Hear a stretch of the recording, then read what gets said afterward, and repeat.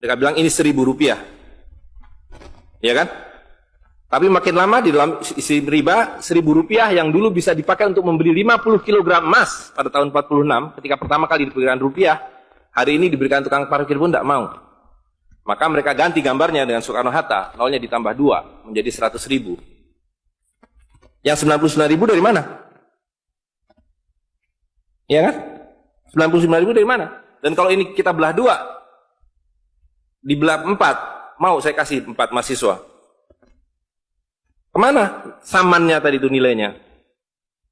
Ya, ini seperti sihirnya Fir'aun yang menjadikan tali sebagai ular. Nah, orang Amerika bilang, pedagang Amerika, saya juga punya kertas sendiri, namanya greenback.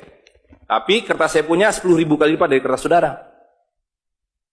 Jadi kalau Bapak Ibu sekalian, adik-adik pergi ke Washington sana, ke New York, bawa uang 100.000. Belum tentu mahasiswa punya uang 100.000 kan? Harus bekerja 2 hari untuk mendapatkan uang 100.000. Pergi ke Washington, saya mau beli Coca-Cola 1 botol. Apa mereka bilang? Apa mereka bilang? Ini kertas funny. This is funny paper. Gak laku. Tapi siapapun datang ke Ternate dengan $100, you punya cengkeh, berikan pada saya. Saya mau beli, you punya Coca-Cola, tapi saya minta 1 truk. Apa yang kita lakukan? Kita berikan Coca-Cola 1 truk, karena mereka bilang, mereka bisa yakinkan kita, selembar kertas mereka 10.000 kali lipat dari lembar kertas kita. Dan mereka bilang, kita punya kertas tidak laku, mereka punya kertas laku di seluruh dunia. Betul nggak? Dengan cara itulah seluruh cengkeh Ternate habis. Pala Ternate habis. Seluruh kekayaan Ternate habis, hanya diganti dengan byte komputer. Dengan cara itulah kemiskinan dan pemiskinan dilakukan oleh para bankir. Jadi banking is crime. And bankers are the criminal. Dengan sihir ini. Ya. Nah, dan ini baru satu fase. Saya minta satu tahap lagi untuk menjelaskan dengan uang kertas yang sudah merupakan kezoliman ini, ya, itu menjadi berlipat ganda zolimnya melalui banking system, di mana ini digelembungkan. Kalau tidak ada bank, kalau saya punya uang 100.000 dipinjam oleh Ustadz Nur, maka uang saya habis. Saya akan memiliki kembali kalau dikembalikan. Tapi dengan banking system, kalau uang ini saya hutangkan, dia beranak pinak. 20 kali lipat. Uang 100 miliar, kalau ditaruh di bank, maka bank detik itu mencatatkan dalam bukunya punya uang 100 miliar. Betul nggak?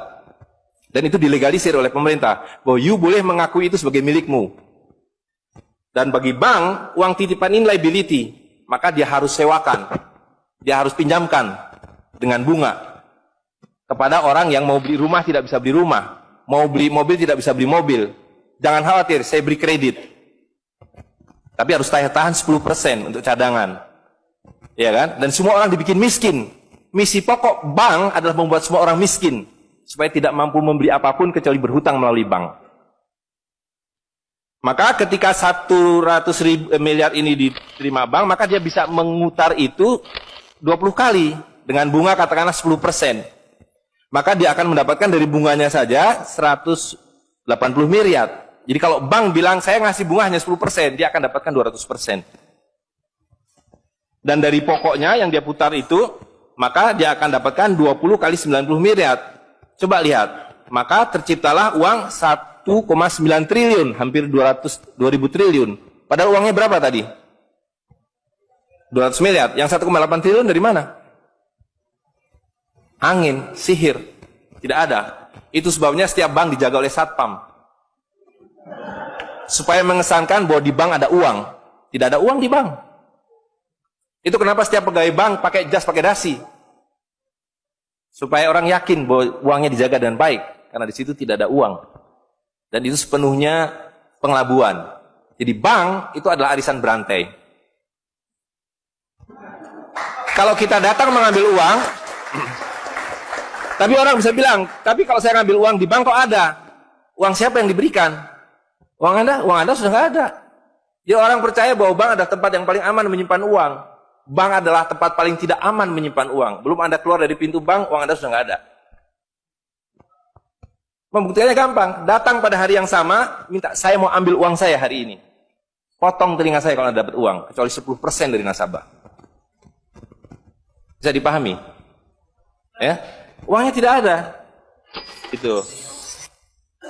Nah, tapi yang perlu dipahami adalah akibatnya. Kalau kita tadi punya uang 100.000, di sini ada satu handphone, maka berapa harga handphone ini? Ceteris paribus kata ekonom. Maka harga handphone ini ada 100.000, ya kan? Tapi ketika ini digelembungkan menjadi 2 juta, sementara sumber daya alamnya tetap, berapa harga handphone ini? Menjadi 2 juta. Dan itu mereka bilang inflasi. Jadi inflasi adalah kebohongan. Lihat ya, dulu ketika Republik Indonesia didirikan, uang yang pertama dicetak adalah 1 sen, paling besar 100 rupiah. 600 rupiah. Uang 1.000 pernah didesain tapi tidak dicetak karena terlalu besar. Karena dengan 1.000 Anda sudah dapat beli emas setengah kilo. Pada waktu itu 1 gram emas hanya 2 rupiah.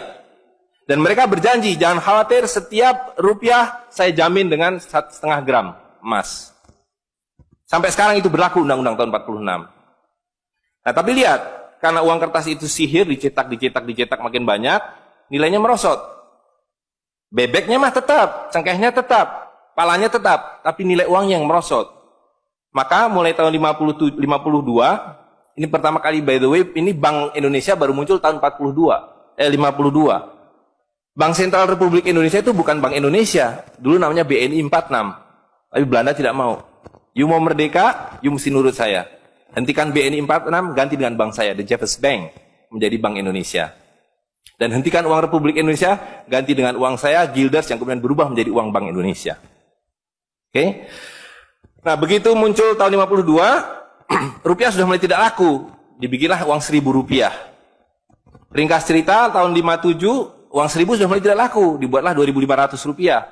Dibuatlah uang 5.000, pertama kali muncul 64, uang 10.000 rupiah. Pak Kano bilang kita sudah terlalu miskin. Maka uang 1.000 digunduli menjadi 1 rupiah, yang disebut centering. Tapi tidak lama kemudian muncul lagi. Karena uang kertas adalah penipuan. Worthless. No value.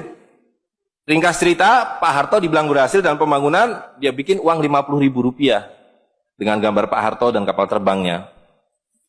Tapi inilah ilusi yang lain, inilah sihir yang lain. Semakin besar uang Anda bukan semakin kaya. Semakin uang besar Anda berarti semakin miskin. Bisa diikuti? Maka ketika terjadi krismon, rupiah makin tidak laku, harus dibikin uang 100.000. Dan sekarang uang 100.000 sudah mulai tidak laku. Ibu-ibu sudah komplain kalau pergi ke pasar dengan 100.000. Betul nggak, Bu? Sudah tidak bisa beli apa-apa ini. Maka mereka dua pilihannya. Pilihan pertama adalah mereka akan mencetak uang 200.000, 500.000. Tapi tidak mungkin. Komputer sudah nggak bisa menghitung. Kalkulator nggak bisa menghitung. Hang. Terlalu banyak nolnya. Pilihan kedua adalah digunduli nolnya. Redenominasi. Jadi redenominasi itu bukan untuk mengatasi inflasi, tapi untuk menutupi inflasi. Jadi itu adalah pengelabuan di atas pengelabuan, di atas pengelabuan, di atas pengelabuan. Gitu. Ya. Jadi secara real, uang 100.000 ini dulu ketika Pak Harto masih berkuasa, menjelang jatuh itu, kalau dibelikan telur, dapat 50 kilo. Masih ada yang ingat gak, Bu? Kali ibu-ibu ingat pasti. 1 kilo telur harganya 2.000 rupiah. Begitu Pak Harto jatuh, dibilang ini gara-gara krismon, uangnya sama, walaupun ini belum ada waktu itu, karena ini masih 50.000 aja udah besar waktu itu. Uang yang sama dengan telur yang sama, tiba-tiba dibawa ke pasar, saya mau beli telur. Bu, hari ini tidak dapat 50 kilo lagi, hari ini cuma dapat 13 kilo. Karena daya belinya, telur sekarang 7.500. Dan hari ini, kalau di pasar Ternate berapa, Bu, harga telur sekilo? Hari ini. Di Jakarta 20.000. Dan telurnya sama, 1 kilo itu isinya 16 butir, 17 butir, 18 butir. Uangnya sama. Tapi hari ini kalau dibelikan telur hanya dapat 5 kilo. Kemana yang 45 kilo? Itu yang mereka rampok. Itu yang mereka rampok dengan melalui apa yang mereka sebut inflasi. Tapi sebenarnya dengan cara penggelembungan uang. Kertas yang terus-menerus nilai. Nah, satu lagi Pak ya, saya minta ini karena ini penting sekali. Ini penting sekali.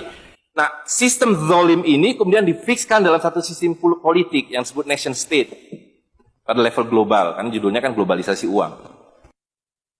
Jadi, negara bangsa itu diciptakan oleh para bankir pada abad ke-20. Jadi waktu Indonesia merdeka, Singapura merdeka, Malaysia merdeka, Afrika merdeka, itu bukan kemerdekaan spontan, tapi didesain.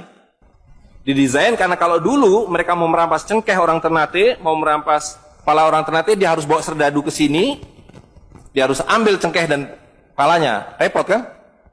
Maka dengan menciptakan uang kertas, mereka tetap bisa mengambil cengkeh orang Ternate, mengambil pala orang Ternate tanpa harus kirim serdadu di sini.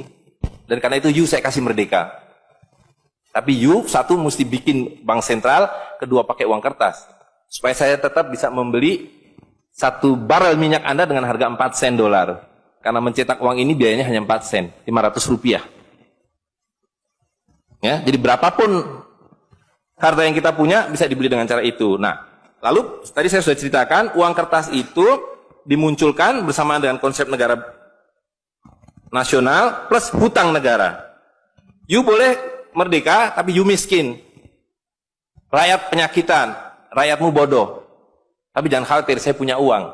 Sekolahkan rakyatmu, bikin pembangunan, saya kasih utang. Ya kan? Nah, jadi tugas pemerintah itu, republik, adalah satu, mengambil hutang dari bank, menghabiskan utang itu, melalui apa yang disebut APBN, lalu dulu mereka tanya, jadi bagaimana saya membuat APBN? Jangan khawatir, sekolahkan anak-anak pintar kamu ke Berkeley, ke Chicago, ke Harvard. Mereka dididik untuk membuat pembangunan. Lalu dikasih paket hutang, dan diajari, kalau nggak bisa, kirim konsultan seperti John Perkins dan sejenisnya. Lalu ada satu pertanyaan, bagaimana kami membayar hutang kami kalau begitu? Mereka bilang, punya 200 juta rakyat, pajaki rakyat kalian. Pajaki rakyat kalian. Kalian punya pala, punya cengkeh, habisi hutang kalian. Karena membayar hutang, kalau kita hutang 5 miliar dolar setiap tahun, apa mereka kasih berkoper-koper dolar? Apa yang mereka kasih ke kita? Mereka hanya mengetik di komputer 5 miliar dolar, ting, masuk ke Bank Indonesia. Nanti Bank Indonesia tinggal kirim ting ke Bappenas, Bappenas ting ke departemen-departemen itu. Tapi ketika kita mau membayar hutang mereka, bisa kita mengetik di komputer 5 miliar dolar, ting, dibayarkan ke Bank Dunia? Nggak bisa, mesti punya devisa. Dari mana kami punya devisa? Mesti beli dolar kami. Caranya tebang hutang kalian. Habisi boksit kalian, habisi mineral kalian, betul nggak? Nah, jadi itulah yang terjadi di dalam sistem Fir'aun sekarang ini, bahwa pemerintah itu didesain hanya untuk mengambil hutang dari bank, menghabiskan melalui APBN dan proyek, kemudian memajaki rakyat. Karena itu pajak semakin hari semakin tinggi, semakin banyak, semakin tinggi, semakin banyak, gitu. Nah, jadi kalau digambarkan seperti ini, ya kan? Wilayah domestik nasional itu adalah demokrasi, supaya kalau 5 tahun harus ganti. Kalau ada presiden, ada perdana menteri yang tidak nurut pada para bankir, out. Tapi para bankir tidak pernah berganti, mereka turun-temurun, perusahaan swasta, anak beranak pinak. Ini kira-kira hanya 400 keluarga di dunia ini yang menguasai seluruh sistem keuangan dan politik. Jadi kita ini sekarang utangnya tiba-tiba sudah 2.100 triliun. Padahal tahun waktu Pak Harto jatuh itu utangnya hanya berapa? 50 miliar dolar.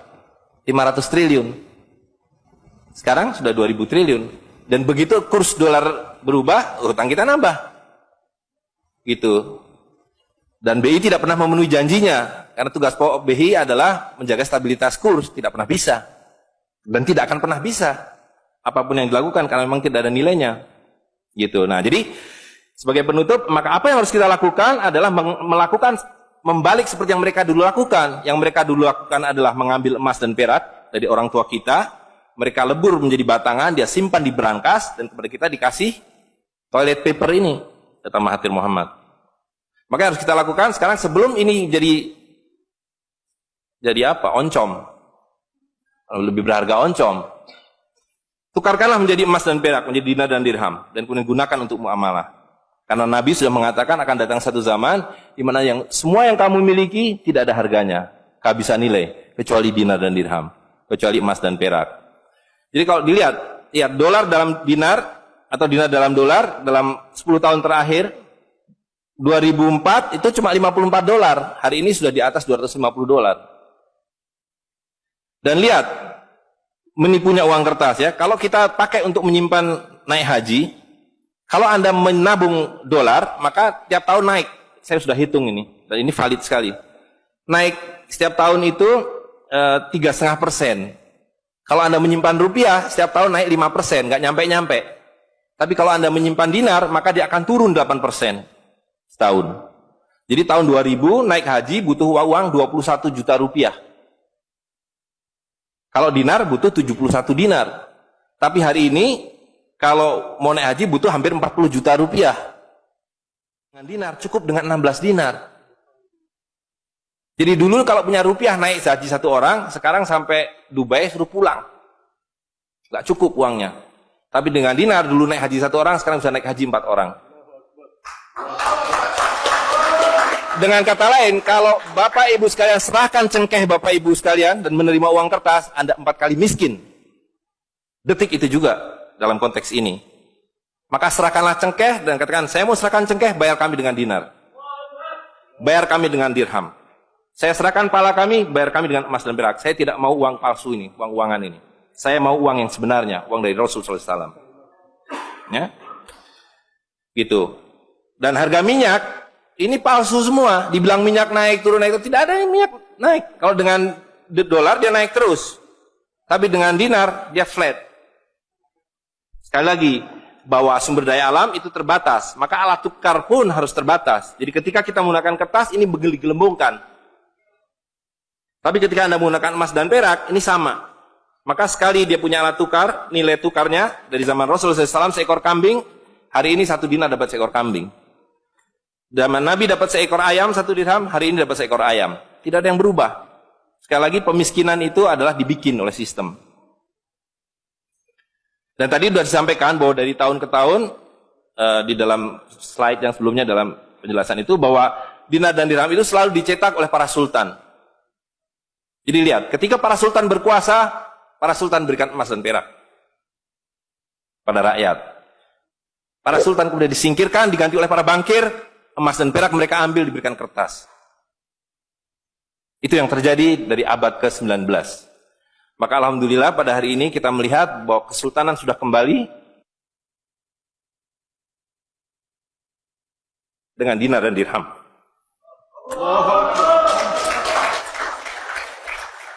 Dan ini adalah awal berakhirnya sistem riba.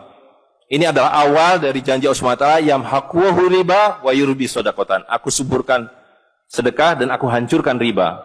Kehancuran riba ditandai dengan seperti apa yang dikatakan Nabi, kehancuran mata uang kertas. Suka atau tidak suka, terima atau tidak terima, ini adalah awal kehancuran. Dan karena itu yang harus kita lakukan adalah supaya kita tidak ikut hancur di dalamnya, kita song-song kembalinya dinar dan dirham. Dan itu berarti kembalinya sultania. Dan Ternate adalah awal dari kembalinya dinar dan dirham dan sultania bersama dengan Kesultanan Cirebon, bersama dengan Kesultanan di Sulu. Jadi sekarang sudah ada 3 sultan yang mencetak kembali dinar dan dirham. Dan ini akan mengawali kembalinya dinar dan dirham di seluruh dunia. Jadi kalau pada abad 15, abad 16, abad 17 bangsa Ternate sudah sampai ke Madagaskar, sudah sampai ke negeri atas angin di Spanyol, maka pada abad 21 kembali Ternate sampai Spanyol. Ternate sudah kembali sampai Afrika Selatan, sudah sampai Eropa melalui dinar dan dirham yang berlaku di seluruh dunia. Orang Amerika tidak bisa mengatakan emas saya 5 kali lipat dari emas saudara, tidak bisa. Emas kami dari Ternate sama harganya dengan emas kalian. You 1 dinar, kami 1 dinar. You 1 dirham, kami 1 dirham. Itulah keadilan. Ya. Jadi karena itu Bapak Ibu sekalian, yang terakhir sekali saya ingin sampaikan, dinar dan dirham yang kita bicarakan ini tidak ada artinya kalau berhenti hanya di dalam ruangan ini. Dinar dan dirham harus segera berkemerincing di kota Ternate. Dan Anda semua yang harus memulainya. Tadi 2 orang sudah menyatakan diri sebagai relawan Jawara, jaringan wirausahawan dan pengguna dinar dirham Nusantara. Maka dalam waktu sebentar, insya Allah di Ternate, dari 2 orang ini akan menjadi 2.000 orang yang menggunakan dinar dan dirham. Ya, dari 2.000 akan menjadi 200.000. Seluruh penduduk Ternate menggunakan dinar dan dirham. Dan Kanjeng Sultan dari beberapa waktu yang lalu sudah mulai membagikan zakat dalam dirham. Jadi di Ternate itu sekurangnya sudah ada 1.000 orang memiliki koin dirham yang dibagikan oleh Sultan. Dan itu adalah awal. Ini baru awal dari kembalinya Islam dan berakhirnya kezaliman. Jadi sekali lagi Bapak Ibu sekalian, marilah segera ya ular-ular Fir'aun itu kita akhiri dengan cara yang sangat mudah, yaitu kita mentaati perintah Allah SWT. Allah SWT mengatakan wa halalul bai' wa harramar riba. Aku halalkan berdagang dan aku haramkan riba. Dan uang kertas adalah riba par excellence. Di dalam uang kertas ini ada 2 riba sekaligus. Ya, jadi saya kira itu saja. Saya mohon maaf mengambil waktu agak terlalu banyak, tapi ini penting karena supaya clear semuanya. Ya, karena ini baru pertama kali dibicarakan di Ternate. Demikian, assalamualaikum warahmatullahi wabarakatuh.